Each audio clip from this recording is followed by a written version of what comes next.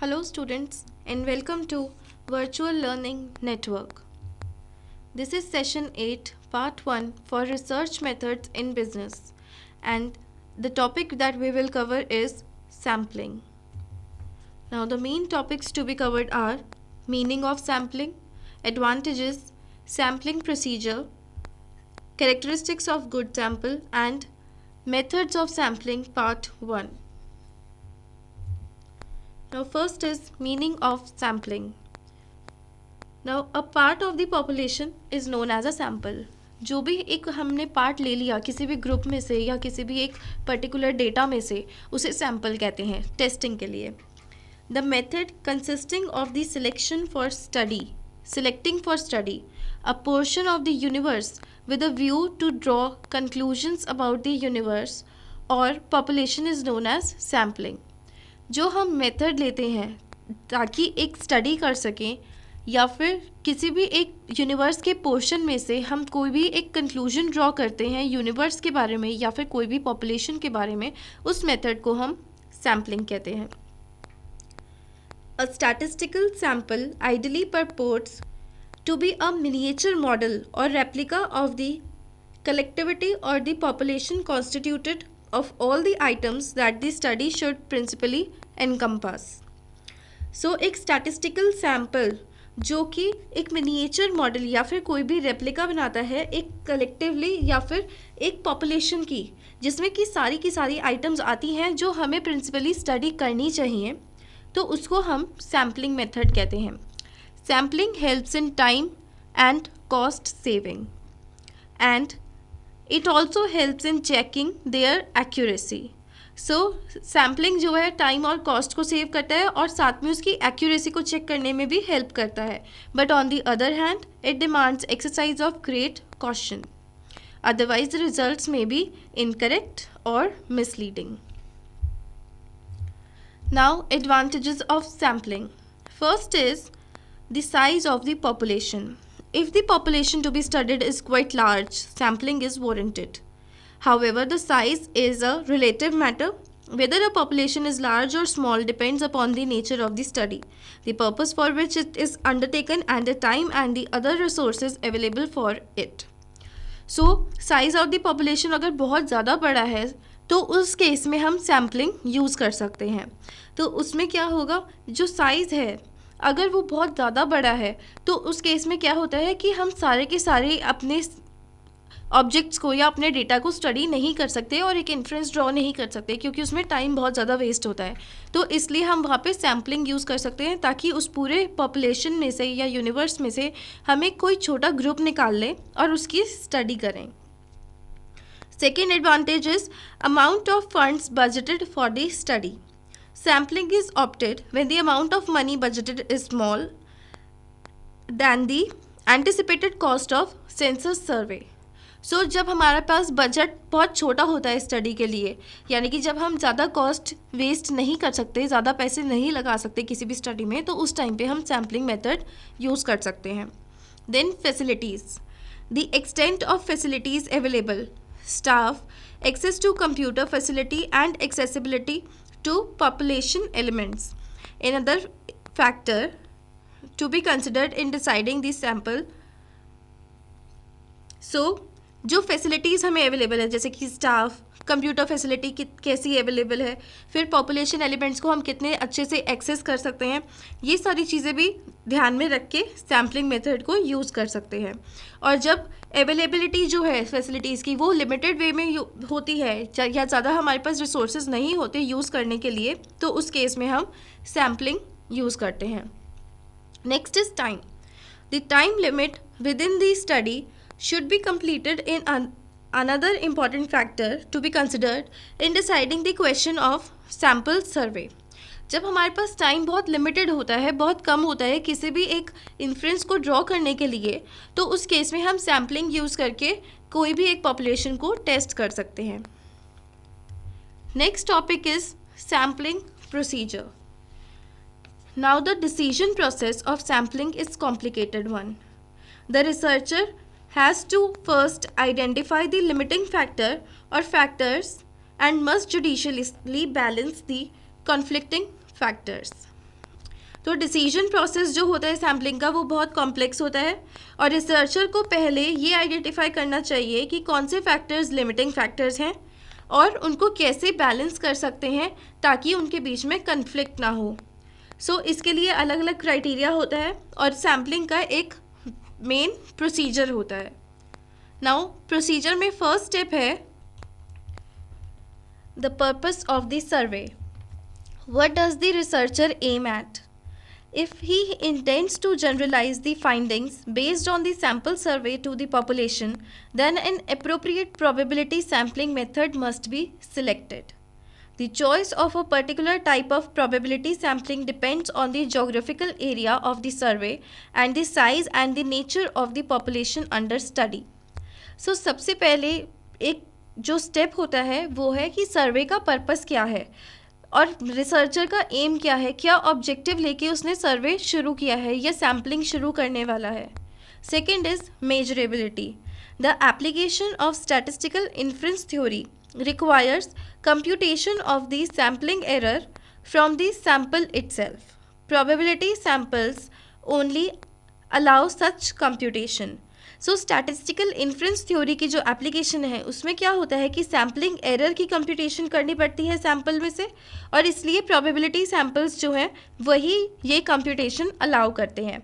Hence where the researcher objective requires statistical inference the sample should be drawn by applying simple random sampling method और stratified random sampling method.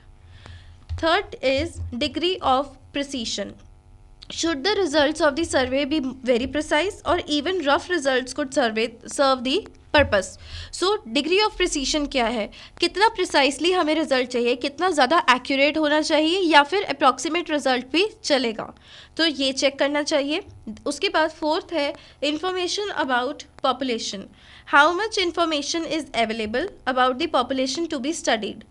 कितनी information हमारे पास available है जिसकी हमें study करनी है उसके लिए या फिर और कितनी हमें चाहिए। Where no list of population and no information about its nature are available, it is difficult to apply a probability sampling method. जब हमारे पास इंफॉर्मेशन ही नहीं होगी तो हम सैम्पलिंग मेथड कैसे अप्लाई करेंगे, वहाँ पे काफ़ी डिफ़िकल्ट सिचुएशन आ जाती है।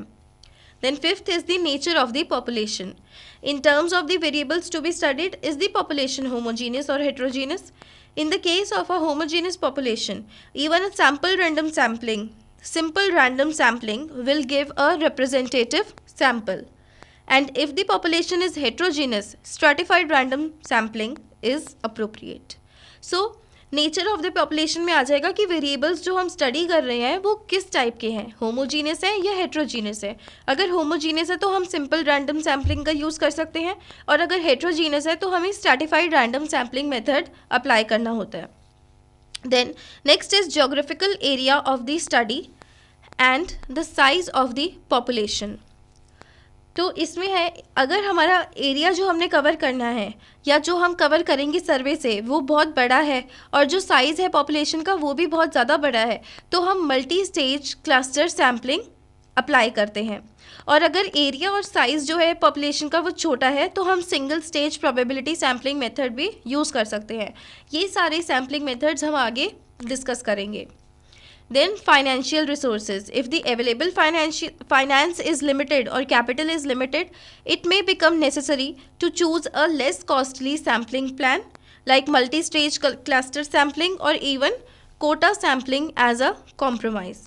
So अगर हमारे पास फाइनेंस लिमिटेड है, हमारा बजट जो है वो बहुत कम है, तो उस केस में हमें उसी हिसाब से अप्रोप्रिएट मेथड चूज़ करना पड़ता है, जैसे कि multi stage cluster sampling use कर सकते हैं या फिर कोटा सैम्पलिंग यूज़ कर सकते हैं।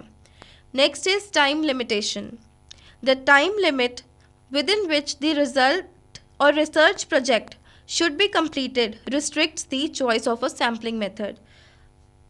So, जब हमारे पास टाइम लिमिटेड होता है तो हम time consuming sampling methods apply नहीं कर सकते। जैसे कि सिंपल रैंडम सैम्पलिंग है, उसमें बहुत ज़्यादा टाइम कंज्यूम होता है, उसमें कम टाइम कंज्यूम होता है, तो इसलिए हम वो ले सकते हैं कि अगर हमें बहुत जल्दी रिजल्ट्स चाहिए तो उस हिसाब से हम सैम्पलिंग मेथड को सिलेक्ट करते हैं। Then economy, it should be another criterion in choosing the sampling method. It means achieving the desired level of precision at minimum cost. Minimum cost पे हम कैसे प्रिसाइसली अपने एक्यूरेटली आंसर्स गैदर कर सकते हैं वो इकोनॉमी पर डिपेंड करते हैं. A sample is economical if the precision per unit cost is high or the cost per unit of variance is low. Then next is characteristics of a good sample. Now the characteristics of a good sample are, first is representativeness. A sample must be representative of the population, कि वो पूरी population को represent करे ऐसा sample होना चाहिए. Probability sampling technique yield representative sample. Second is accuracy. Accuracy is defined as the degree to which bias is absent from the sample. So accurate results मिलना चाहिए. कोई भी individual जो research कर रहा है उसके bias से related नहीं होना चाहिए. उसका जो कोई भी result है वो accurate होना चाहिए. An accurate sample is the one which exactly represents the population. Then precision. The sample must yield precise estimate. Precision is measured by standard error. Fourth is size. A good sample must be adequate in size in order to be reliable. अगर एक अच्छा sample है तो उसका size भी adequate होना चाहिए ताकि वो उसकी रिलायबिलिटी पे हम रिलाई कर सकें. Now next topic is methods of sampling. First is probability और random sampling. Now probability or random sampling is based on the theory of probability. It is also known as random sampling and it provides a non-zero chance of selection for each population element. Her population element के पास non-zero chance होता है selection का, यानी कि हम कोई सा भी sample select कर सकते हैं, सबकी probability equal होती है. It is used when generalization is the objective of study. जब जनरलाइजेशन हमें स्टडी करनी होती है यानी कि मेन ऑब्जेक्टिव हमारा है जनरलाइज करना डेटा को, तब हम रैंडम सैम्पलिंग यूज़ करते हैं. And the greater degree of accuracy of estimation of population parameters is required. तो इसमें एक्यूरेसी बहुत ज़्यादा रिक्वायर्ड होती है. Now there are 3 types of probability sampling. First is simple random sampling, then stratified random sampling and systematic random sampling. Now we will discuss them one by one. First is simple random sampling. This sampling technique gives each element an equal and independent chance of being selected. So ये जो sampling है simple random sampling, इसमें हर element के पास equal chance होता है select होने का. And equal chance means equal probability of selection. And independent chance means that the draw of one element will not affect the chances of other elements being selected. So her element के पास equal और independent chance होता है कि वो select हो सके. Equal का मतलब है सबकी probability same होती है कि हम कोई सा भी sample select कर सकते हैं, और independent का मतलब है कि अगर हमने एक sample select किया है तो वो दूसरे को affect नहीं करता, दूसरे की probability को change नहीं करता. Now the procedure for drawing a simple random sample consists of enumeration of all elements in the population. First is preparation of a list of all elements, giving them numbers in a serial order like 1, 2, B and so on. So इसमें क्या होता है कि हम एक list prepare करते हैं और सबको एक सीरियल ऑर्डर में नंबर देते हैं 1 2 3 करके. Second is drawing sample numbers by using lottery method, a table of random numbers और अ कंप्यूटर. किसी भी मेथड से हम सैम्पल्स को ड्रॉ करते हैं. लॉटरी से कर सकते हैं, टेबल यूज़ कर सकते हैं या फिर कंप्यूटर से यूज़ कर सकते हैं. Next is then suitability. तो सिंपल रैंडम सैम्पलिंग बेसिकली वहाँ पे सूटेड होती है जहाँ पे होमोजीनियस पॉपुलेशन होती है और साइज़ उसका छोटा होता है, स्मॉल होमोजीनियस पॉपुलेशन होती है. इसकी एडवांटेजेस हैं that it is the easiest method, all the elements in the population have an equal chance of being selected, सबके पास इक्वल चांस होता है, and it is simple to understand. Also, it does not require prior knowledge of the true composition of the population. Disadvantages. It is impractical because of non availability of population list. Impractical होती है क्योंकि population list की हमारे पास पहले से available नहीं होती। It does not ensure proportionate representation and it may be expensive in time and money. ये प्रोपोर्शनेट रिप्रेजेंटेशन इंश्योर नहीं करती और इसीलिए टाइम और मनी के हिसाब से भी एक्सपेंसिव हो सकती है। Second is stratified random sampling. This is an improved type of random or probability sampling. In this method, the population is subdivided into homogeneous groups or strata. इसमें जैसे नाम से पता चल रहा है स्ट्रैटिफाइड रैंडम सैम्पलिंग, इसमें हम सारी होमोजीनियस पॉपुलेशन को सब डिवाइड कर देते हैं ग्रुप्स या फिर स्ट्रैटाज में, and from each stratum random sample is drawn. फिर जितने भी हमने ग्रुप्स बनाए हैं, स्ट्रैटा फॉर्म किए हैं, उनमें से हर स्ट्रैटा में से एक रैंडम सैम्पल को ड्रॉ करते हैं, सिलेक्ट करते हैं। फॉर एग्जाम्पल, यूनिवर्सिटी स्टूडेंट्स में be divided on the basis of discipline and each discipline group में be again be divided into juniors and seniors. So हमने जैसे कि एक यूनिवर्सिटी के स्टूडेंट्स को डिसिप्लिन के हिसाब से ग्रुप्स में डिवाइड कर दिया और फिर उन ग्रुप्स के अंदर हमने जूनियर और सीनियर करके स्टूडेंट्स को डिवाइड किया। So stratification process involves three major decisions: stratification base or basis, number of strata and strata sample sizes. तो stratification base और basis हो गया कि किस बेस पे किन पैरामीटर्स पे हमें स्ट्रैटा बनाने हैं। दूसरा हो गया कि कितने स्ट्रैटा बनेंगे एंड उनका सैम्पल साइज क्या होगा। अब स्ट्रैटिफाइड रैंडम सैम्पलिंग भी हम दो पार्ट्स में डिवाइड कर सकते हैं, दो अलग अलग तरीके की होती हैं। First is proportionate stratified sampling and second is disproportionate stratified sampling. Now proportionate stratified sampling. This sampling involves drawing a sample from each stratum in proportion to the latter's share in the total population. इसमें हम एक sample draw करते हैं हर stratum में से और ये proportionate होता है और साथ में उसकी जो टोटल पॉपुलेशन का शेयर है उस पर बेस्ड होता है। So it gives proper representation to each stratum and its statistical efficiency is generally high. Next is इसकी advantages. Stratified random sampling enhances the representativeness to each sample, gives higher statistical efficiency and it is easy to carry out. Then इसकी disadvantages भी होती हैं, जैसे कि time और money के हिसाब से एक्सपेंसिव होता है and identification of the strata may lead to classification of errors. Second is disproportionate stratified random sampling. Now, the desirability of disproportionate sampling is usually determined by three factors, and that are the size of the strata, internal variances among strata and sampling cost. So disproportionate random sampling जो होती है तीन factor से determine करते हैं, strata का size क्या होगा, उसमें वेरिएंसेस कितनी है और उसकी cost, sampling cost. So this method does not give proportionate representation to strata.